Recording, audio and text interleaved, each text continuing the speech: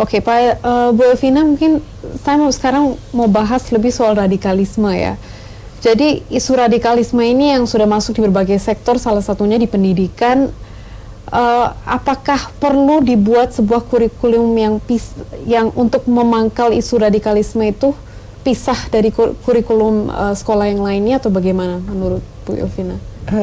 Baik, kalau dalam Undang-Undang Perlindungan Anak itu, anak memiliki hak untuk kemudian dilindungi sebagai korban ya, korban radikalisme. Artinya kasus-kasus radikalisme itu maka kemungkinan anak terinfiltrasi itu bisa saja terjadi. Tapi kemudian inilah yang harus dilakukan pencegahan, sistem pencegahan. Jangan sampai kemudian, saya tidak hanya bicara anak, banyak dewasa juga seperti itu. Nah, apakah itu harus membuat kurikulum tersendiri? Saya pikir kalau kemudian program untuk pembangunan karakter itu kan dari 5 nilai itu, yang pertama nilai religius ya. Artinya kan bicara tentang radikalisme, terorisme, itu kan bicara tentang bagaimana nilai-nilai agama itu dikuatkan. Lalu kemudian ada pembangunan karakter yang kedua, bicara tentang nasionalisme, ya, bagaimana menumbuhkan rasa nasionalisme. Apakah perlu untuk membuat tersendiri? Saya sih berpikir tidak perlu. Artinya itu bukan sesuatu yang menjadi kekhawatiran sebenarnya. Kalau 5 nilai ini, nilai karakter yang diinginkan oleh bangsa Indonesia ini dibentuk dan dibangun dengan baik, saya pikir itu tidak akan terjadi. Jadi artinya radikalisme dan sebagainya kan itu bagian dari akses di hilirnya. Di hulunya 5 nilai inilah yang dikuatkan. Jadi nggak perlu kemudian kita menjadi paranoid juga kalau menurut saya.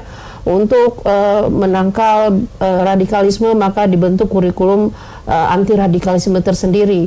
Justru kadang-kadang itu menimbulkan bias bagi, terutama bagaimana kemudian kita harus menerjemahkan dalam kurikulum pendidikan anak usia dini. Karena kurikulum pendidikan anak usia dini itu kan harus di-deliver, harus disampaikan dengan sederhana, dengan menyenangkan, kan gitu ya. Dengan cara yang sesuai dengan tumbuh kembangnya. Tadi Prof mengatakan dengan bermain, dengan bernyanyi, dengan bergerak, dengan semua permainan. Nah, artinya di sini pondasi yang harus dibangun kan pondasi kejujuran, pondasi menghargai, kan gitu, menghargai perbedaan dan lain sebagainya, menghormati menghormati dan cinta tanah air. Hal-hal yang seperti itu kan memang nilai yang memang sudah dibangun di Indonesia sejak dulu. Ya, artinya akses ini kemudian tidak harus menjadi paranoid kita untuk kemudian ya harus dibentuk kurikulum khusus. Saya sih tidak seperti itu, akan menyulitkan nanti mendeliver yang begini-begini ini kepada anak-anak. Baik Bu, Pak Zainuddin sendiri, bagaimana pemerintah dan para anggota mungkin menanggapi soal radikalisme ini?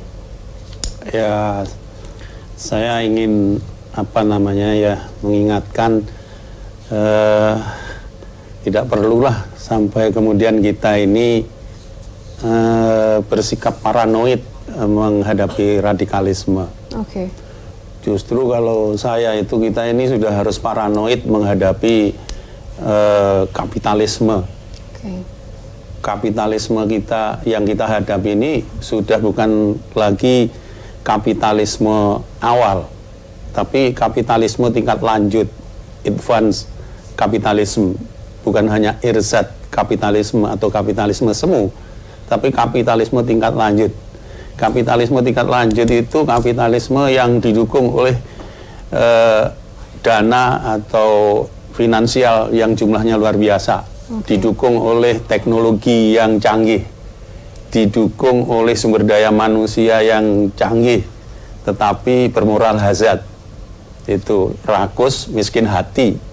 Saya kira kita sudah harus paranoid di situ. Jangan paranoid dengan kalau radikalisme itu sampai kemudian ngurusi bahwa PAUD pun sudah terpapar radikalisme, itu menurut saya sudah hiper paranoid itu. Baik Pak, waktu kami sudah selesai Pak untuk dialog ini. Terima kasih Pak Zainuddin dan Ibu Elvina untuk perbincangan hari ini, dan pemirsa, Dari lanjutan Liga Premier Inggris, Manchester United sukses membekuk Tottenham Hotspur di Old Trafford. Informasinya usai jeda, tetaplah di Newsroom.